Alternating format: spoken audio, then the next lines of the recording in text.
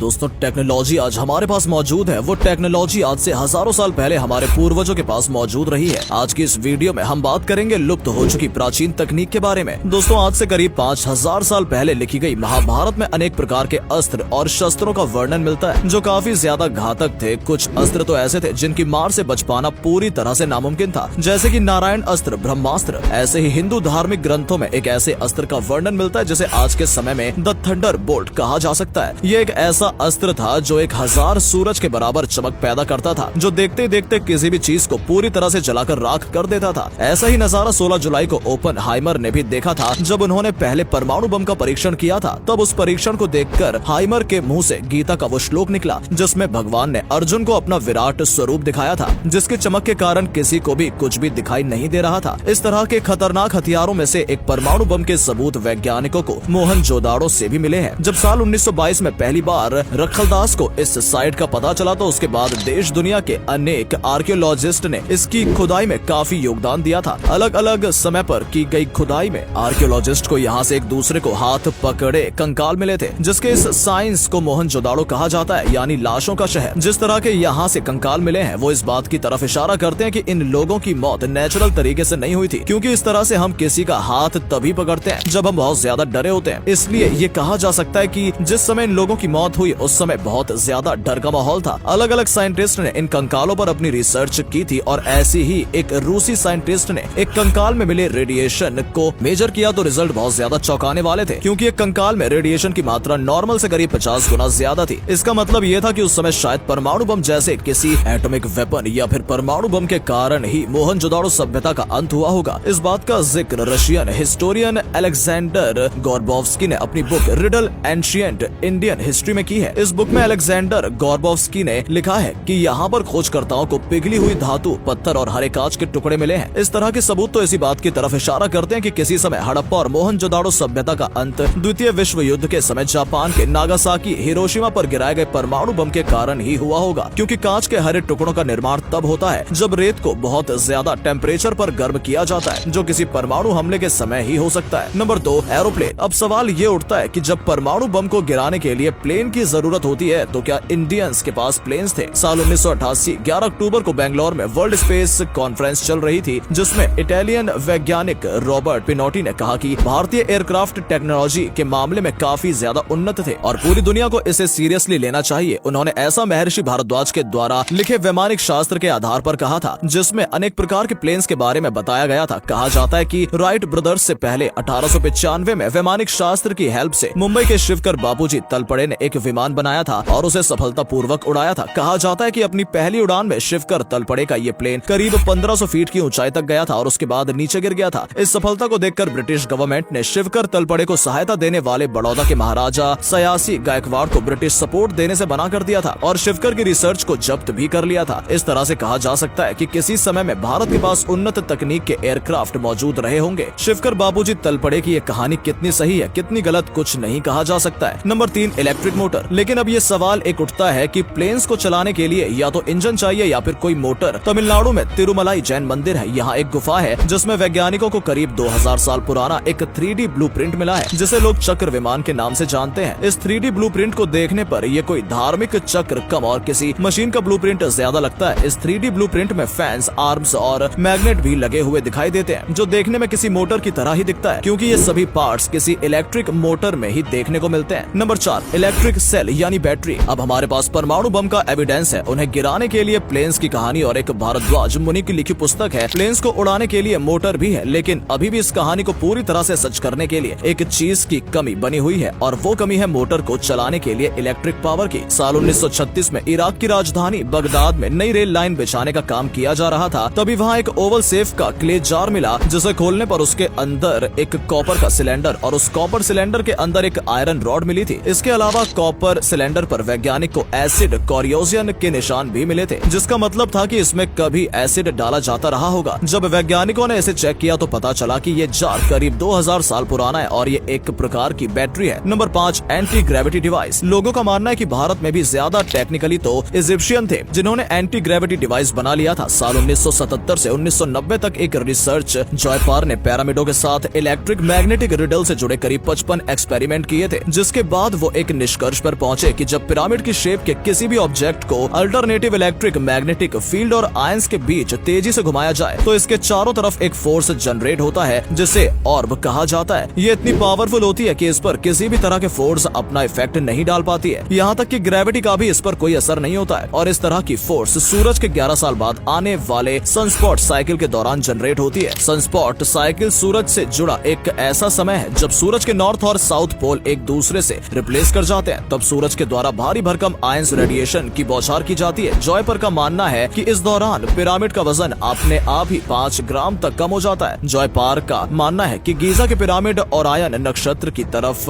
Indicate करते हैं, जिसका मतलब है कि उस समय के ग्रीक लोग सनस्पॉट साइकिल का उपयोग करके अंतरिक्ष में या फिर ओरायन नक्षत्र तक का सफर तय करते थे। अब इस कहानी में कितनी सच्चाई है पता नहीं, क्योंकि जॉयपार के रिसर्च को आज तक मान्यता नहीं मिली है। नंबर 6, प्राचीन कंप्यूटर। ऐसी ही एक चौंकाने वाली बात यह है कि कंप्यूटर आज से करीब 2000 साल पहले से इंसान के द्वारा काम में लिया जा रहा है। साल 1990 में ग्रीक के कुछ फिशरमैन को समुद्र की गहराई में जाने पर एक रोमियो जहाज के अवशेष मिले, जिसमें उन्हें एक घड़ी जैसा यंत्र मिला था जो करीब 2000 साल पुराना था, जिसमें कई गियर्स मौजूद थे। जब इसका एक्सरे किया गया तो पता चला कि ये एक तरह का कंप्यूटर हो सकता है जिसका उपयोग आकाश में सूरज, चांद की पोजीशन पता करने के लिए किया जाता रहा होगा। इस तरह से हम देखते हैं कि दुनिया भर में फैले ऐसे सबूत हमें ये सोचने पर मजबूर कर देते हैं कि जिन पूर्वजों को अनपढ़ मानते थे वो तकनीक के मामले में हमसे कई गुना ज्यादा आगे थे।